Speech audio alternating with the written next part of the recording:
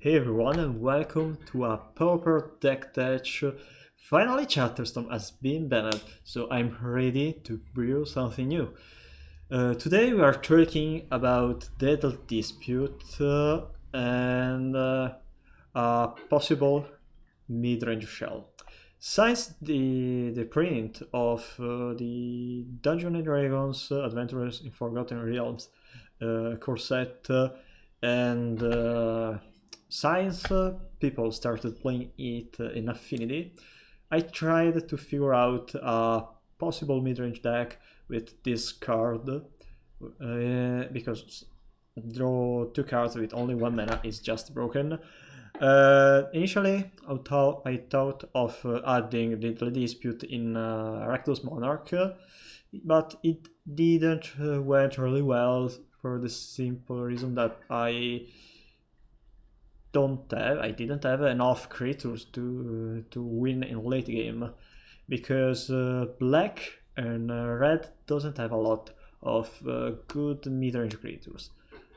They have Closing Warfare to ramp into Boarding Party, which is the best mid-range creature for any red late game decks. But in the mid game, Cleansing Wildfire was the only good card, and for that reason I mostly thought of Deadly Dispute.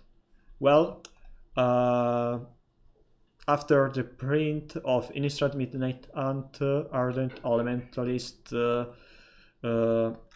started being seen in Pauper, started being played in decks like any Ephemerate deck, Jeskai, Mardu, also Bent Ephemerate, which basically is Rule Cascade with one or two copies of Ephemerate and Ardent Elementalist. So I thought of adding Ardent Elementalist after seeing a Burst deck with both Ardent Elementalist and Ripping Graves, and as they already played Archaeomancer and Ripping Graves in Dimir Flicker, I wanted to try those two cards in Rakdos Metalcrat, and this deck was actually much better than I initially thought.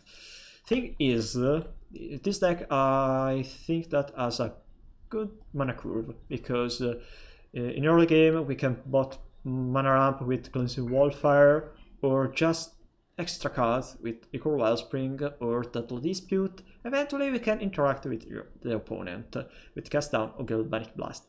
I'm not playing more than 8 removal spells main deck, but because I'm playing Karkan Shaman, which is the best mass removal when you are playing a Metalcrat deck, but also because I'm mostly a Cascade deck.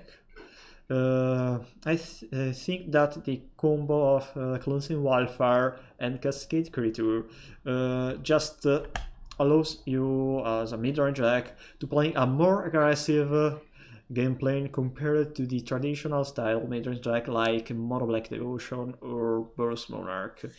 For that reason, I tried main decking a limited amount of removal spells.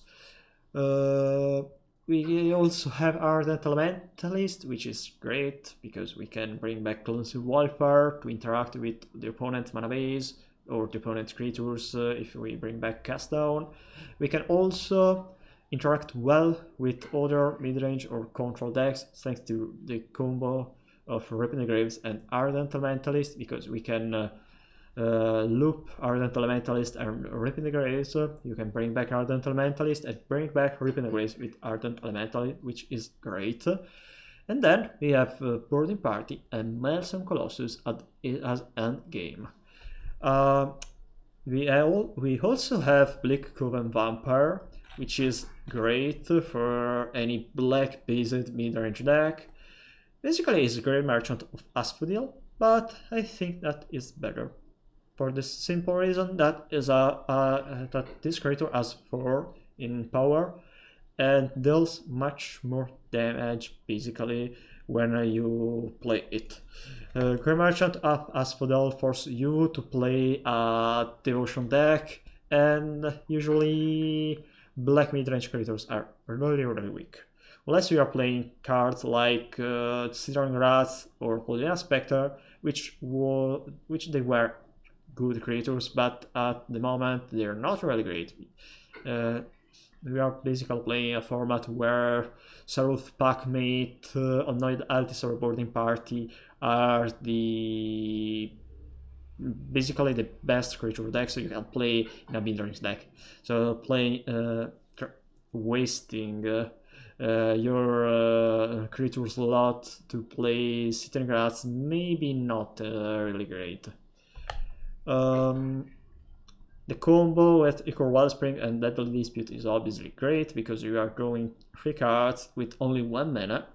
But Deadly Dispute is also good to mana ramp because you can mana ramp with something like 10 spells. You are much more reliable on playing a turn 4 or turn 5 boarding party. And also Deadly Dispute generate another artifact, which is great for Black Oven Vampires, Galvanic Blast, and Crackling Shaman. And finally, we should talk about Monarch. I don't really like Monarch, and I don't have a lot of removal spells. For that reason, I cut the second copy of Turn of the Black Rose to add Maelstrom Colossus. Why Maelstrom Colossus? Because I play a lot of mana ramp, and it's another Cascade creature.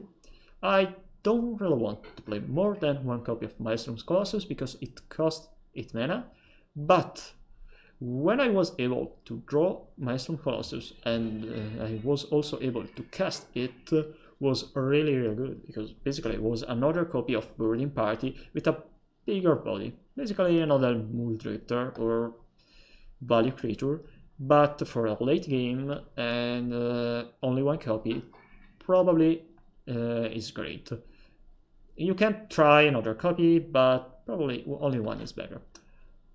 If you take a look at the mana base, we have 4 copies of the Rakdos Dual Land, 3 copies of Darkness Citadel, a bunch of basic lands, a couple of Mirrodin artifact lands, a basic forest, and 2 red-green dual lands. Why? Because we have a little splash in sideboard, mostly for the bad matchups. That matchups are Poggles, Burn, because only 4 copies of Bleak Oven Vampire is probably not enough against Burn, and Affinity. For that reason, I decided to play something like Fangry Marauder, which is the best card you can play in this kind of deck against Affinity. Serenart, which also is the best answers to enchantment or auras decks, and Weather the Star, which is both good against aggros, since this deck doesn't really have a lot of early game, and Weather the Storm is the best way to gain life without any particular or any special card, and that is. There's not any more green cards in my sideboard. I think that those are the not necessary, but since we play Cleansing Wildfire and a lot of card of mana fixing, because the treasure token generated but Deadly Dispute can add a mana of any color, and also because we have Chromatic Star, which basically I'm playing it only because I have bought Deadly Dispute and Crackling Shaman, and that is another artifact that I really like to crack with Deadly Dispute or Crackling Shaman. We are able to play some green cards without worrying too much. I think that you can eventually play Jund, which means that you can you add cards like Llanowar Visionary, Saruth Packmate, and also Ulbir and Annoyed Altisor, but the main reason to not play those cards are just to to playing straight Rakdos. The reason to play straight Rakdos basically are two. I mean, Deadly Dispute at Bleak Coven Vampires that I think are enough to gain life at the last main deck and to generate card advantage. You can obviously play other a Giant based deck or a Gruul based deck with a Black Splash, but I'm just trying something new. So, and I find it really cool to play. We should then talk about the other part of the sideboard. I tried Shenanigans, but probably Fangry Marauder is enough against the artifact-based deck. Bonder's Ornament is the only artifact that I do really want to destroy. So since Bonder's Ornament is not really widely played since the print of Modern Horizon 2, I'm not playing Shenanigans anymore. I added another copy of Nihil Spellbomb because I started with only 2 copies of Nihil Spellbomb because I'm expecting a lot of Ephemerate deck or Flicker deck like Fogtron or Jeskai Ephemerate. And then the last part are Crackling Shaman, which is the best answer to Wolves and Elves and also Stompy. Suffocating Fumes is probably the best answer to Beros Bully. I don't really like Suffocating Fumes against Fairies, but if your opponent with Fairies is keeping all their Fairies post side, probably Suffocating Fumes is just great. The second copy of Torn to have another Monarch against Monarch decks or against control decks. And then Ashes to Ashes because I think that it may be great against Giant midrange or any other Cascade midrange deck. Can be also good against non-artifact aggro decks or against Boros Monarch or Horus of Monarch. Probably it's better to not play Ashes to Ashes. Maybe it's better to play another Suffocating Fumes or Echoing Decay, because probably Boros Bully is not a really great matchup. Anyway, just feel free to play whatever card you prefer in the sideboard of this deck. Feel free also to enjoy building something different from what I had in mind with this deck.